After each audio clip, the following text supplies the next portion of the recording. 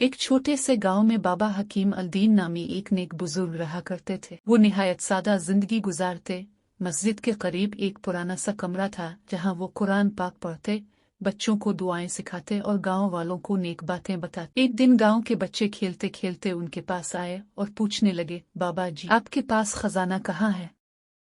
कहते हैं आप बहुत अमीर हैं। बाबा जी मुस्कराए और कहा, हाँ बेटा, मेरे पास खजाना है, मगर वो सोना चांदी का नहीं बल्कि दिल का खजाना है। बच्चे हैरान हो गए, दिल का खजाना, वो क्या होता है? बाबा जी ने एक बच्चे का हाथ थामा और बोले, जब तुम सच बोलते हो, नमाज पढ़ते हो, बड़ों की इज्जत करते हो और दिल में किसी का बुरा नहीं चाहते तो तुम्हारे दिल में रोशनी पैदा होती है और ये रोशनी ही सबसे बड़ा खजाना है।